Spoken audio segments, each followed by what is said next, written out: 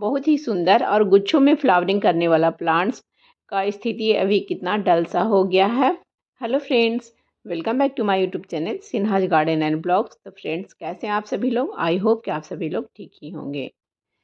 जब इसमें फ्लावरिंग होती है तब इसकी फ्लावर्स जो है इस तरह से खिलते हैं। यह एक जोरा का प्लांट्स और अब इनमें न्यू ग्रोथ स्टार्ट होने लग गई है, यानी अब ये डोरमेंसी से बाहर आ गया है, क्योंकि ठंड में ये भी डोरमेंसी में चला जाता है।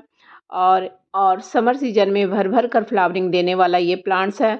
अगर गर्मियों में आपको के यहाँ फूलों की कमी हो जाती है तो आप एक जोरा प्लांट्स को लगा सकते हैं। एक बार जब इसके फ्लावर्स खिलते हैं तो महीनों दिन तक खिले ही रह जाते हैं और ये प्लांट कई कलरों में आता है। तो अब इनमें हमें कौन से काम करने की ज़रूरत है, तो चलिए आगे बात करते हैं। जैसा कि देख रहे होंगे कि इसके कुछ स्टेम्स सूखे हुए हैं और कहीं कहीं न्यू न्यू लिप्स भी आ गए हैं। तो जो सूखे हुए हैं उन्हें तो हमें हटाना होगा पहले तो। और अगर आप इसको एक शेप देना चाहते हैं तो शेप भी दे सकते हैं। तो इसकी हार्ड प्रूनिंग मैं पहले ही की थी, पिछले साल की थी। तो अब हार्ड प्रूनिंग नहीं करनी है। आपको हार्ड प्रूनिंग करनी है तो अभी आप कर सकते हैं, क्योंकि ये महीना जो होता है फरवरी का और मार्च के स्टार्टिंग तक का बहुत ही अच्छा समय होता है। हार्ड प्रूनिंग भी कर सकते हैं। तो प्रूनिंग में तो मुझे सिर्फ इसके जो सूखे हुए स्टेम्स हैं उन्हें हटानी है, और अगर टिप्स पे भी सूखा हुआ है तो उन्हें हटाने हैं। फिर आप अपने अनुसार ये देखिए कि आपके प्लांट की क्या ज़रूरत है। जैसे कि मेरे प्लांट की रिक्वायरमेंट ये है कि आप देख रहे होंगे इसके लिप्स भी पीले हैं और पिछले साल भी इनमें ब्लूमिंग कम हुई थी।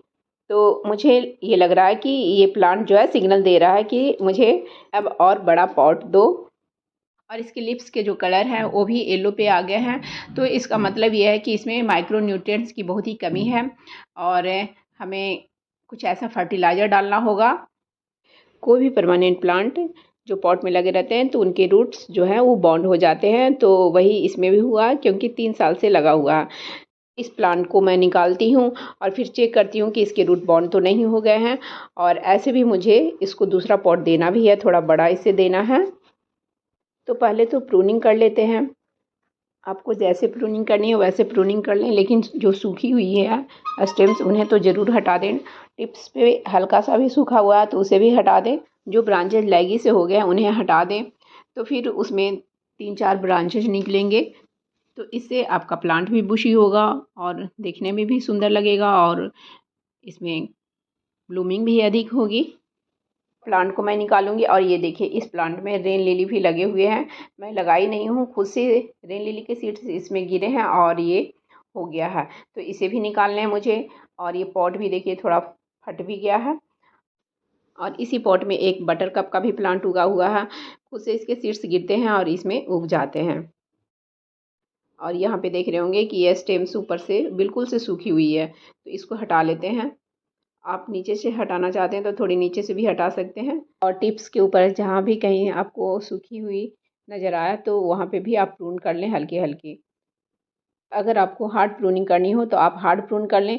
मुझे इस बार हार्ड प्रूनिंग इसकी नहीं करनी है, तो इसलिए मैं सिर्फ टिप्स के ऊपर ही कट कर रही हूँ और जहाँ पे इसकी ब्रांचेज जो हैं सूखी हुई है, एक आध लगी ब्रांचेज को मैं सिर्फ काट रही हूँ। तो प्रूनिंग आप अपने अनुसार कर लें।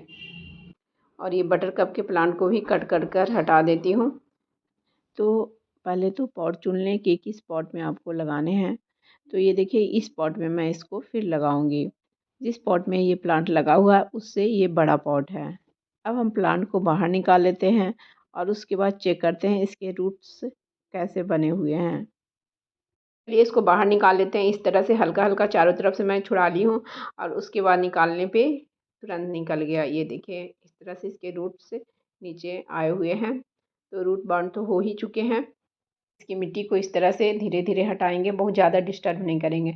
और इस साइड ये देखिए रेन लिली के बल्ब फैले हुए हैं, ये सब सीड से ही गिरे थे और सीड से ही इतना सारा बल्ब हो गया है। छोटे छोटे और काफ़ी हैं, तो सभी को बाहर निकाल लेती हूँ पहले। इसके बल्ब जो होते हैं प्याज के साइज़ के होते हैं और मल्टीप्लाई होते रहते हैं। अगर इसको ना निकालो तो फिर ये पॉट में पूरी जगह छेक लेते हैं धीरे धीरे। तो इतने सारे रेन लिली के बल्ब निकले हैं, साइड में ये रखा हुआ। और ये देखिए धीरे धीरे मैंने इसको हाथ से थोड़ी मिट्टी इसकी साफ़ कर ली है। ज़्यादा इसको मैं छेड़छाड़ नहीं करूँगी, कहीं प्लांट ख़राब ना हो जाए, शौक में ना चला जाए। तो इस तरह से इतना मैंने छोड़ दिया है और बहुत ज़्यादा इसको डिस्टर्ब नहीं करना है। अब इसके लिए मिट्टी तैयार कर लेते हैं। तो चलिए अब इसके लिए मिट्टी तैयार कर लेते हैं। तो यहाँ पे ये देखिए वीडियो थोड़ा अच्छा नहीं आया है, इसलिए मैं यहाँ पे स्किप कर रही हूँ। कैसे कैसे क्या मिलाया है मैंने, मैं आगे बता देती हूँ सिर्फ। तो ये सॉइल मिक्सचर मैंने रेडी कर लिया है। तो यहाँ पे लिए हैं मैंने 2 पार्ट गार्डन सॉइल और 1 पार्ट कंपोस्ट लिए हैं, जिसमें कि गोबर की खाद ज़्यादा मात्रा में लिए हैं। किचन वेस्ट कंपोस्ट भी उसमें मिला हुआ है थोड़ा बहुत, और इसमें चाय पत्ती भी थोड़ा सा 1 चम्मच के आसपास हमने डाले हैं, और वर्मी कंपोस्ट भी हमने मिलाया है। तो सब मिक्स कर कर एक हिस्सा है उसका, और थोड़ी सी 1 मुट्ठी नीम खली, थोड़ा राइस हस्क, सभी कुछ मिलाकर एक हिस्सा है। तो यहाँ पे हमने लिए हैं 2 हिस्सा मिट्टी, जिसमें कि सैंड भी मिला हुआ है, और 1 हिस्सा कंपोस्ट, जिसमें कि राइस हस्क से लेकर सारे चीज़ हैं, और थोड़ी सी फंगीसाइड्स भी हमने मिलाया था। तो अगर आप न्यू गार्डन सॉइल बना रहे हो तो उसमें कम से कम 10 to 15% सैंड ज़रूर मिला लें, क्योंकि इसको विल्डरनेस सॉइल मीडिया चाहिए। और केमिकल फर्टिलाइज़र अगर आप डालना चाहते हो तो कुछ दाने डीएपी के डाल दें, और इसको माइक्रो न्यूट्रिएंट्स की बहुत ज़रूरत होती है, तो आप सीवीड फर्टिलाइज़र डाल सकते हैं। तो पॉट को पहले कैसे भरते हैं, तो उसके लिए पहले जो सॉइल मिक्सचर हमने तैयार किया है 1-2 मुट्ठी पहले वो डाल लेती हूँ, और उसके ऊपर से ये देखिए ये जो सूखे सूखे लीव्स हैं इनको मैं पहले थोड़ी सी डाल लेती हूँ। ये धीरे धीरे कंपोस्ट का काम फिर करते हैं।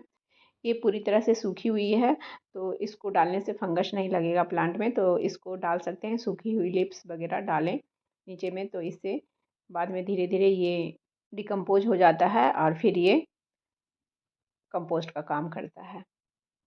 और एक बार प्लांट को डालकर चेक कर लेते हैं कि इसमें अब कितना और सॉइल हमें नीचे में डालना है। बटर कप का प्लांट लगा हुआ था, इसको मैं निकाली ही नहीं थी और लगाने लग गई थी। तो देखिए निकाल ली हूँ, और ये देखिए, तो अब इसको रख कर देख लेते हैं एक बार।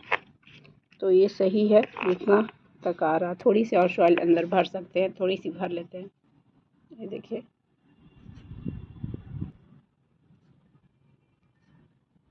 तो ये जो सॉइल हमने डाले हैं इसको चारों तरफ से इस तरह से दबा दें, ताकि नीचे रूट्स मतलब एयर पॉकेट ना रह जाए। तो अब इसमें हम पानी डालेंगे, और इसमें ऑलरेडी हमने फंगीसाइड्स मिला रखे हैं, तो पानी में डालें या ना डालें। तो अब बात करते हैं कि इसको हमें कहाँ रखना है।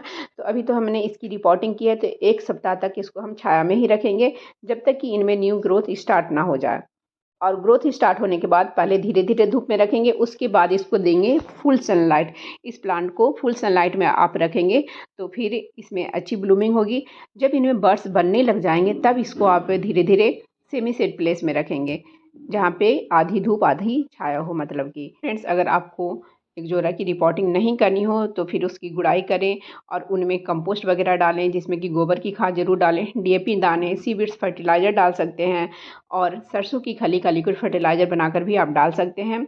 अगर आप केमिकल फर्टिलाइज़र डालना नहीं चाहते हैं तो सरसों की खली का लिक्विड फर्टिलाइज़र बहुत ही वेस्ट होता है।